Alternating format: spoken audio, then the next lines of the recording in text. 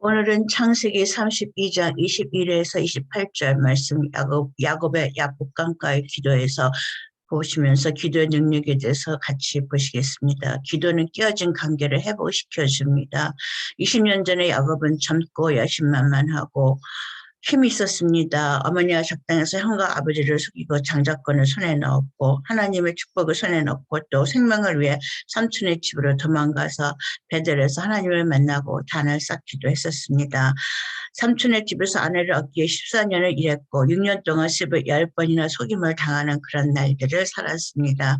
청년 야곱은 이제 20년이 지나서 라반과 되돌아오면서 자기 고향으로 들어가 20년 후에 야곱은 자수성공한 가정입니다. 4명의 아내와 11명의 자녀를 두었습니다. 베냐민은 아직 태어나지 않았습니다. 양떼와 하인 가축을 거느리고 고향으로 돌아가고 있습니다.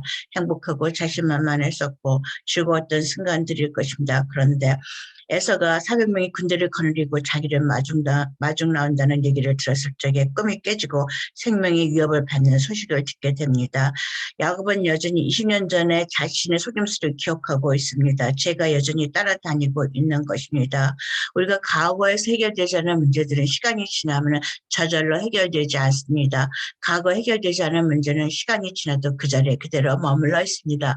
그러므로 어렸을 적에 10살쯤 상처가 났다면 어린이 됐을 적에 다시 그 문제에 대해서 다시 되돌아보고 정리를 해야 됩니다. 무엇을 잘못했는지, 무엇을 반성해야 되는지, 무엇은 내가 부당하게 겪은 것인지, 무엇은 내가 잘못한 것인지를 정직하게 인지하고 직면해서 문제를 해결해야 되는 것입니다. 20살에 문제가 겪었다면 그러면 또 30년이 지나서 50이 됐을 때 그 문제가 해결된 것이 아닙니다. 그것은 죽을 때까지도 내가 다시 되돌아보고 그것을 다시 고쳐라고 또 잘잘못에 대해서 자기의 책임을 인정하고 내 잘못이 아닌 것을 분리하지 않는다면 지난 날에 잘못된 깨어진 관계는 그대로 머물러 있게 되고 여전히 나를 따라다니게 되는 것입니다.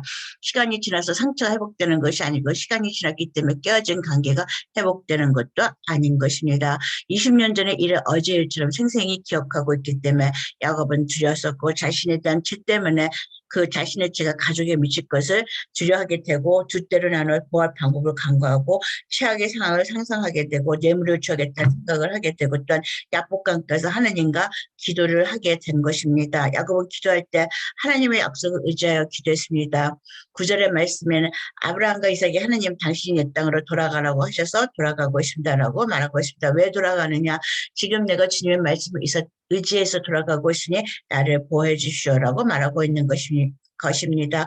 우리는 기도를 할 때 항상 하나님의 말씀을 의지해야 됩니다. 우리의 말씀의 의지는 우리가 의가 있는 것이 아닙니다. 우리는 죄인입니다. 그러나 예수 그리스도께서 하나님께서 우리를 그의 자녀로 삼아주셨다는 그 관계에 위해서 우리가 죄인이었던 잘못되었던 방탕한 아들이 탕아가 아버지 앞에 나가서 우리의 문제를 해결해 달라고 말할 수 있는 근거가 되는 것입니다. 나는 죄인입니다. 그러나 나는 하나님의 자녀이기도 하니 내 문제를 주 앞에 아릅니다라고 말하는 근거가 먼저 있어야 되는데 많은 사람들은 그 하나님의 자녀가 되었다는 근거가 매우 약합니다. 하나님의 자녀가 되었지만 하나님의 관계가 멀기 때문에 뻔뻔하게 나가서 말하는 것을 두려워하는 경우가 있습니다. 어떻게 그런 것까지 말씀드려야 되나요? 라고 참 전정케 말하지만 사실은 그것은 하나님과의 관계가 자신이 굉장히 미약하다는 것을 말하는 고백입니다. 하나님과의 관계가 든든한 사람은 자신이 얼마나 뻔뻔스러운 사람인지 얼마나 죄인인지 얼마나 별 볼 일이 없는지 잘 압니다. 자신이 뼛속까지 죄인이라는 것을 알고 그 위에 이런 죄인도 사랑하시는 주님 앞에 감사해서 나가는 뻔뻔하고 튼튼한 관계가 있다는 것입니다. 그래서 야곱은 하나님의 말씀을 의지해서 기도하게 됩니다. 크리스천들도 마찬가지입니다. 내가 잘해서 하나님 앞에 기도하는 거 아닙니다. 내가 하나님의 자녀인 것, 내가 죄인이었었고 용서받았고 여전히 죄인의 속성을 지니고 있고 그래서 문제를 만들고 있다는 그 관계의 인식 위에서 하나님 앞에 나가서 자신의 마음을 기도하는 것입니다. 기도는 마음을 바꾸어 줍니다. 이사야의 말씀에 오라 우리가 서로 변론하자. 너희 죄가 주홍같이 붉을지라도 양털같이 헤어지리라. 변론하자고 말하고 있습니다. 너는 내 입장에서 말하고 나는 내 입장에서 말한다는 얘기인 것이다. 기도를 하러 갔을 적에 처음에 너무 힘들면 마음의 문이 닫혀서 있어서 무엇을 기도해야 될지도 모르고 말이 막히는 경우가 있습니다. 가만히 앉아있다가 보면 이제 슬슬 나오기 시작합니다. 분노가 나오고 원망이 나오고 슬픔이 나오고 눈물이 나오고 변명이 나오고 의심이 나오고 지루했었고, 그래서 이런 모든 감정들을 먼저 쏟아내야 됩니다. 그렇게 해서 쏟아낼 것 같으면 그 쏟아내는 과정에서 우리의 붉은 죄가 양털같이 휘어지게 됩니다. 나중에는 쏟아내다 보면은 자신이 자신의 감정을 변론하면서 스스로도 말이 안 되는 자신을 바라보게 되고 웃게 됩니다. 참으로 어리석었고 참으로 어린아이처럼 떼쓰고 있는 자신을 바라보게 될 것입니다. 그래서 마음속에 있는 것들을 먼저 변론으로 풀어내고 내야지만 그 다음에는 그 말 휘어졌기 때문에 이제 순종할 수 있고 하나님의 말씀을 들을 수 있는 자세가 되는 것입니다. 많은 사람들이 변론을 잘 하지 못합니다. 하나님 앞에 변론할 적에는 체면을 차리고 변론하는 것이 아니라 완전히 벌거벗은 상태에서 솔직하게 변론해야 됩니다. 정직하게 얘기해야 됩니다. 많은 사람들이 정직하지 못하기 때문에 변론을 잘 하지 못하고, 변론을 잘 하지 못하면 그 종같이 붉은 죄가 양털같이 휘어지지 못하니 하나님의 말씀도 잘 듣지 못하게 된다는 것입니다. 충분히 변론하게 되면 하나님의 말씀을 듣게 되고 역지사지하게 됩니다. 내가 역지사지하는 것이 아니라 성령이 오셔서 내 입장이 아닌 그 사람 입장에서 볼 수 있도록 문을 열어주는 것입니다. 죄의 의미는 그 목표를 미싱한다라는 것 이시지만 또 다른 의미는 자기 입장에서만 생각한다는 의미가 있습니다. 죄는 한계성을 지니고 있습니다. 그래서 나는 한계성이 있기 때문에 내 입장밖에 얘기를 못하지만 하나님 앞에 털어놓고 나면 그 다음에 성령이 말씀하시는 것을 들으면서 내 입장이 아닌 성령의 도움에 의해서 그 사람의 입장을 볼 수 있게 되시고 또 그 마음을 바꾸어 줄 수 있는 것이다. 충분한 기도는 마음을 바꾸어 주지만 기도가 어렵습니다. 정신 집중력이 필요합니다. 정말로 우리는 사는데 세상의 것들이 너무도 즐거운 것이 많고 재밌는 것이 많아서 하나님 앞에 집중하는 것이 매우 어렵습니다. 집중력이 떨어지니까 기도를 깊이 할 수가 없게 되는 것입니다. 그리고 너무 오랫동안 살아가면서 자신이 자신의 마음을 속이는 것조차 알지 못하고 살기 때문에 내가 무엇을 속이고 있는지 나 자신을 모르니까 정직하게 변론하기도 힘들어지는 것입니다. 그래서 기도의 훈련이 필요한 것입니다. 명상을 하고 자신의 마음을 솔직하게 내놓는 연습을 하다가 보면은 그 하나님 앞에 자기를 내어놓는 것을 하게 됩니다. 많은 크리스천들은 말을 잘합니다. 기도를 통해서 말장이가 되어갑니다. 그러나 마음의 밑바닥까지 내려놓는 그런 정직성까지는 내려가지 못하고 있다는 것입니다. 기도는 태도를 바꾸어 줍니다. 말하기를 보라 이제는 새로운 피조물이라 주 안에서는 새로운 피조물이 되는 것입니다.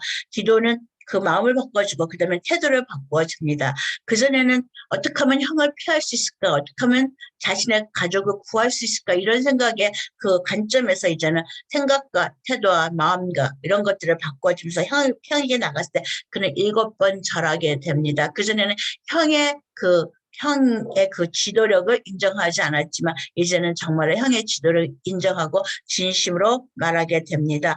기도는 태도를 바꾸어 주게 됩니다. 기도는 깨어진 인간관계를 회복시켜 줍니다. 에서가 야곱을 붙잡고 울고 하야합니다. 물론 전날에 하나의 작업이 있었습니다. 야곱은 하나님과 거의 10시간에 가까운 기도를 야복강가에서 홀로 했을 적에 하나님에 의해서 한돛뼈가 어그러졌습니다. 그래서 그 다음날 야곱이 에서를 만나러 갈 적에는 발을 절고 나갔습니다. 에서가 야곱을 볼 적에 20년 만에 만난 동생이 당당하게 자신 있게 거만하게 나왔다면 에서는 아마 20년 전에 잊어버렸던 상처를 야곱이 어떻게 자기에게 그 속임수를 치고 갔는지를 되새겼을 것입니다. 그러나 에서는 불쌍하게도 20년 후에 발을 절고 나오는 야곱을 보면서 그런 것은 다 잊어버리고 붙잡고 가서 울고 하야하게 됩니다. 그리고 물론 동생을 지켜주겠다고 하고 또 야곱은 그것에 대해서 거절하고 분리하는 작업을 하게 됩니다.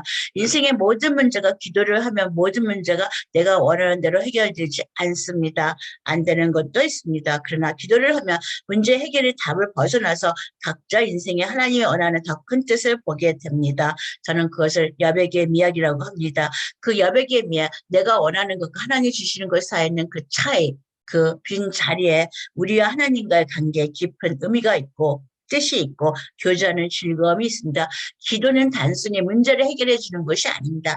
기도는 인간의 깨진 관계를 회복시켜줄 뿐만 아니라 내 마음과 생각을 바꿔주고 태도를 바꿔주고 또 더 나아가서 하나님의 뜻을 더 깊이 헤아려서 하나님과 더 깊이 교제하고 세상을 벗어난 초월적인 관계를 하나님과 만들어내는 그런 관계를 기도가 만들어주고 있다는 것입니다.